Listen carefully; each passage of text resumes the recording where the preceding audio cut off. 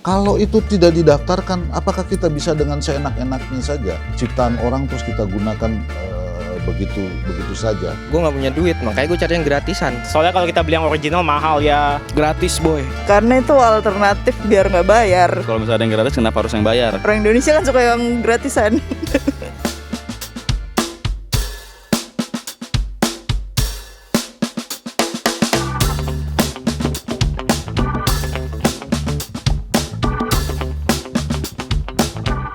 Pernah nonton film atau dengar lagu via streaming ilegal gak? Jujur sih pernah. Sering. Sorry ya, gue agak jijik ya kalau dengar kayak gitu. Gue masih sanggup buat bayar kali ya. Anjir, sering banget. Pernah. Pernah dong pasti. Sering lah namanya nonton film Sering kayak sampai sekarang deh gue kayak gitu. LK21. Wadaw, 100% pernah. Dulu. Kenapa platform tersebut tetap kamu pakai padahal udah tahu itu ilegal? Jujur ya, karena dulu gue belum kerja, gue nggak punya duit, makanya gue cari yang gratisan. Yang pertama mungkin gak ngeluarin uang. Gratis boy. Soalnya kalau kita beli yang original mahal ya. Karena itu alternatif biar nggak bayar. Kalau misalnya ada yang gratis kenapa harus yang bayar? Orang Indonesia kan suka yang gratisan. Duit gue sayang, mending buat beli lipen. Semenjak pandemi kan gak boleh ke bioskop. Terus itu ada di situ, terus boring di rumah aja. Yang kedua adalah Lebih gampang gak sih? Karena mereka menampilkan apa yang saya cari gitu. Karena mereka tidak bisa memahami gimana capeknya bikin sebuah karya.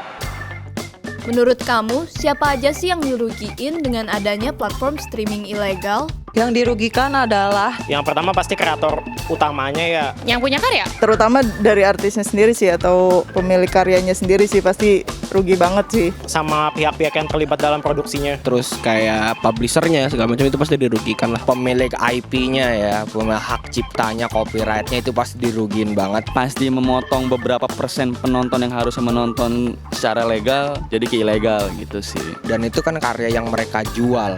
Sedangkan lu nontonnya yang bajakan, yang gratisan. Itu udah pasti merugikan secara materi dan hak cipta sih itu. Kasiannya sih yang dirugiin ya yang punya platform legal sih. Dia kayak sia-sia aja gitu. Maaf ya.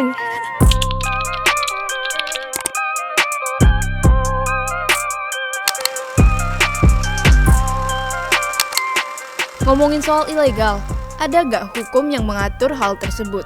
Mungkin ada, tapi gua nggak tahu apa. Menurut gua ada, gua pernah lihat itu.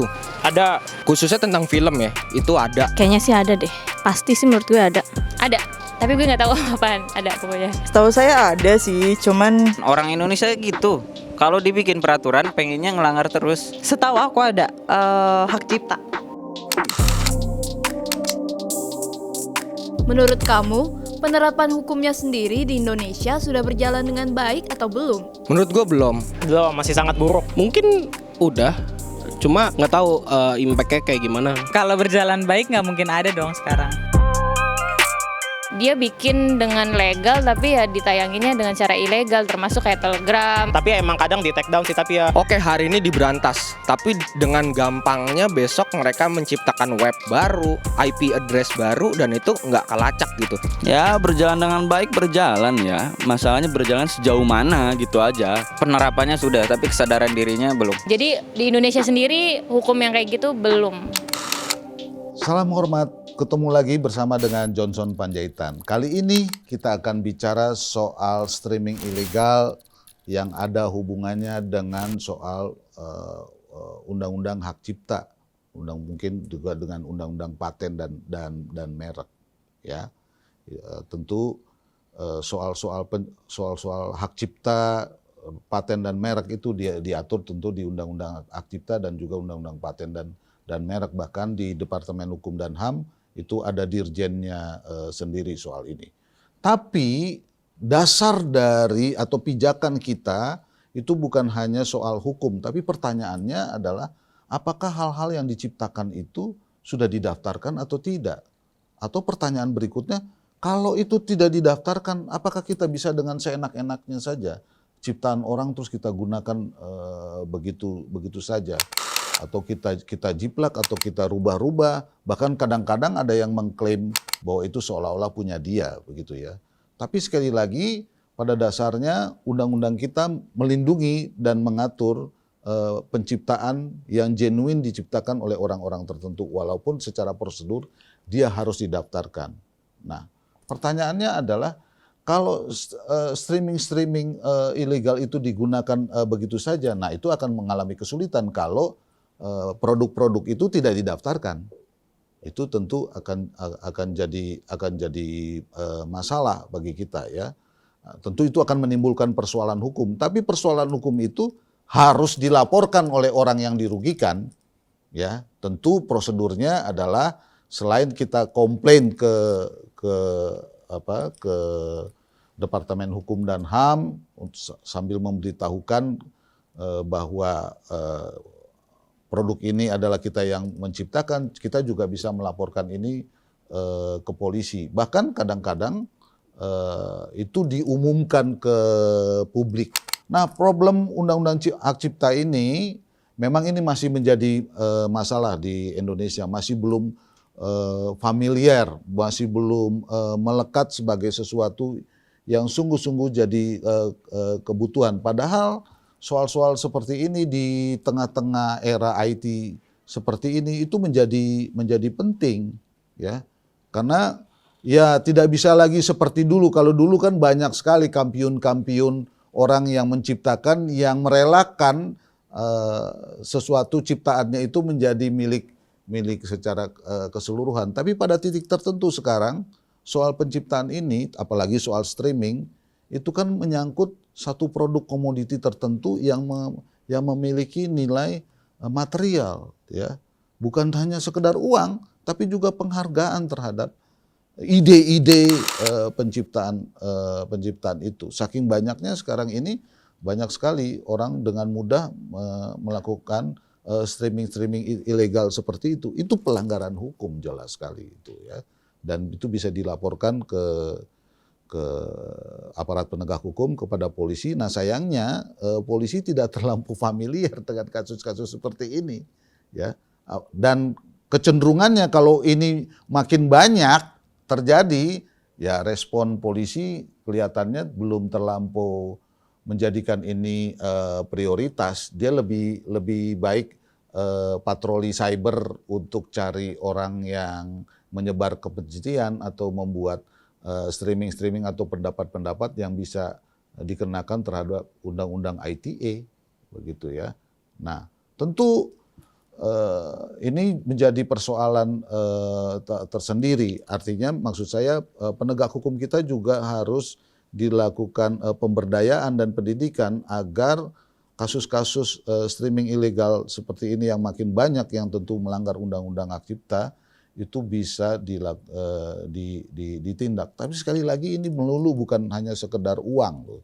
Teman-teman sekalian, di era industri seperti sekarang ini, di mana ide-ide berseliweran dan sekarang ide-ide itu bisa menghasilkan uang, supaya ini tidak menjadi satu keruwetan dan keotik sendiri dalam kehidupan sosial dan persoalan hukum kita, maka saya kira soal-soal seperti ini harus mulai kita tegakkan dan kita makin perjelas, baik budaya hukum menghormati penciptaan maupun paten yang sudah didaftar, dan proses penegakan hukumnya, ya.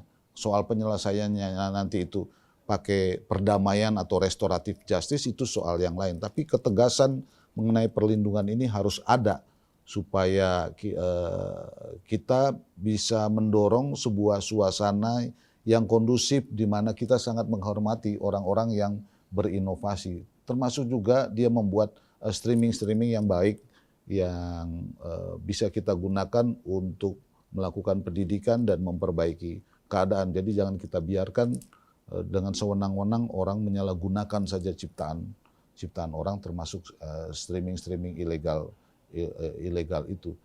Ya, kalau dari pihak saya mungkin orang-orang awam akan merasa ya mendingan gue pakai aja, gratis, gampang, ya kan.